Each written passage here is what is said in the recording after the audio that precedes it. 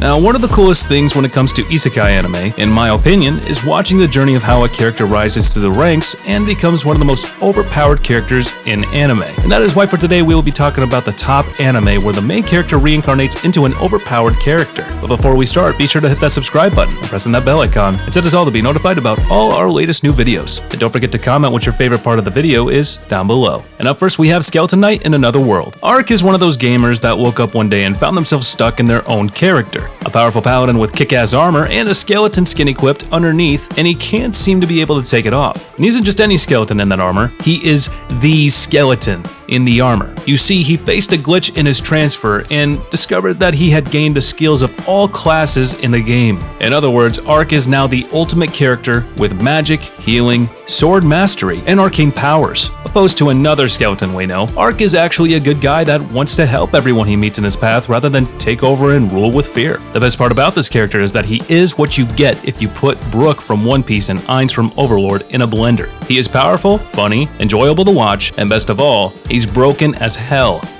And up next we have Worldbreaker, Aria of Curse for a Holy Swordsman. How awkward would it get if you liked someone and was attracted to him only to find out later that in your previous life you were siblings? In this anime, the main character in his two previous lives was such a powerful person and learns how to tap into that potential and power. Studying in an academy for the sole reason of training those who had past lives, this main character is about to dive headfirst into the deepest rabbit hole to ever exist, learning just how freaking broken and powerful he used to be. In one of his previous lives, this guy was a powerful mage that was able to raise literal kingdoms with a single spell. He was so powerful, so feared and brutal, he gained the title of King of the Netherworld due to it. And in the second life, he was a powerful knight wielding a powerful godlike legendary sword that gave him enough strength to even solo entire armies without breaking a sweat, not to mention returning unscathed with not even a scratch. In this new life of his, as Moroha Haimura, this character recalls all his memories from his previous lives, still owns his godlike sword, and has a powerful spell called Gehenna.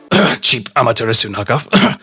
That he is able to infuse his blade with maximizing its abilities and destructive capabilities with. All this is good and well so far, right? Well, this next skill of his takes the cake. Apparently this guy has a skill called Ouroboros, which allows him to simply summon a biblical scale flood that takes out entire countries, leaving nothing in its wake other than a giant sea that, well, came out of nowhere. Here next, we have the weakest tamer begin a journey to pick up trash. In this world, your worth is written for you in the stars. From the day you are born, the more the better, and the greater potential you have to grow in talent and strength. So clearly it is a bad thing when you are born with no stars at all, and are left with only a taming skill. Because that was exactly what happened to this child, Ivy. Starless and with only one measly tame skill in her arsenal, Ivy is persecuted, hurt, and even threatened with death by her village mates and even her parents. She is the outcast in her town, and everyone who helps her or offers her any means of comfort is treated almost as harshly as she is. Yet did she give up to her starless status though? Well, of course not, otherwise she wouldn't be on this list. This girl manages to tame a slime that along with its unique skills of storage increases their survival rates exponentially. Collecting trash and making value of it, one thing led to another, and suddenly the starless mongrel tames a powerful magical beast that even high star count tamers have difficulty taming for years. Being starless is meaningless. It shouldn't limit one's potential and strength. Ivy, I believe, has proven that for everyone, being a living proof on how even if you were born to be starless, you can still manage to be powerful and gain abilities that not even high star count individuals possess. Up next, we have the reincarnation of the strongest exorcist in Another World. Reincarnated in a different world as an illegitimate son with magical deficiency to a noble family that values magical ability and potential above all, let's just say that things weren't looking too good for this guy at all.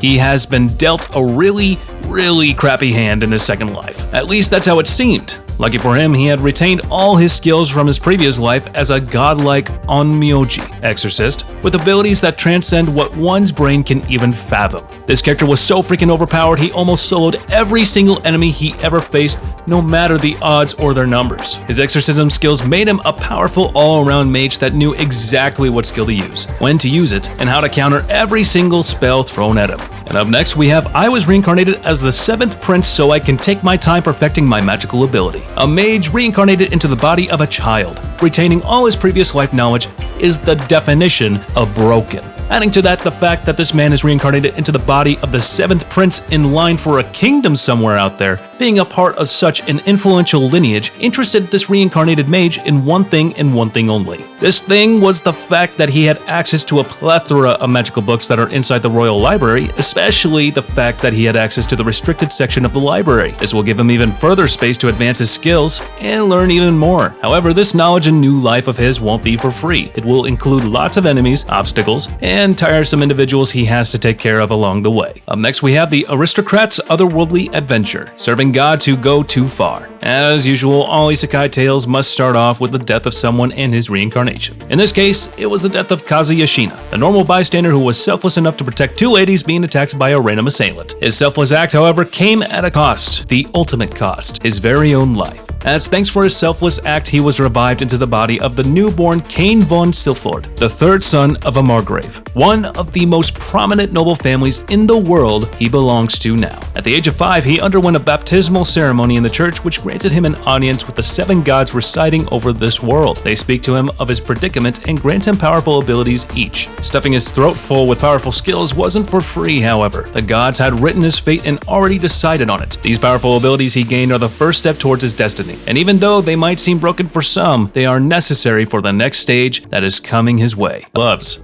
Up next is Reincarnated as a Sword. Okay, screw this. Anime has gone too far with these ideas. I mean, what's next? I reincarnated into a bidet. Wait, please no. But Japan no!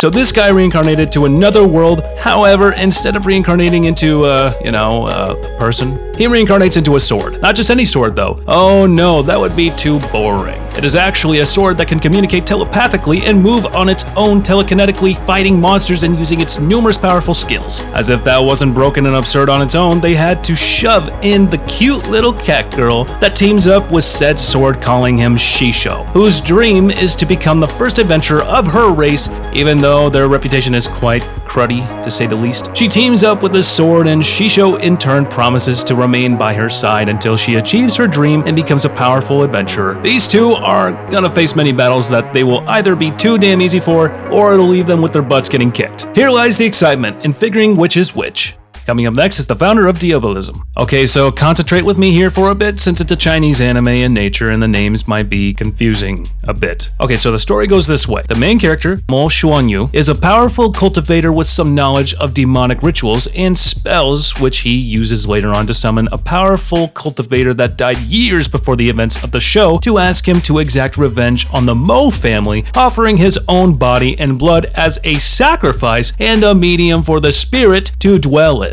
Wow, that's a lot off the bat. So anyways, the anime might not seem like much, but it was actually really fun to watch. And as for the animation, the battles and the sequences were actually really well drawn. So give this one a try.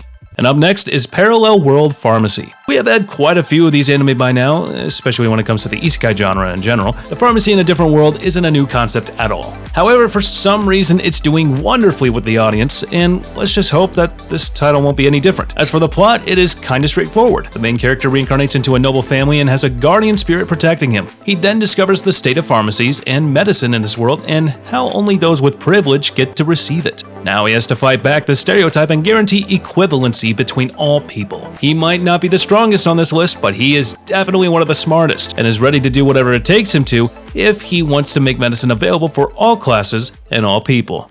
And lastly, we have Ray Monster. Just imagine having the ability to grow in strength by just doing something as casual as eating. This is what happened with Tomokui Kanata after he had died in his previous life and woke up only to find himself reincarnated as an ogre.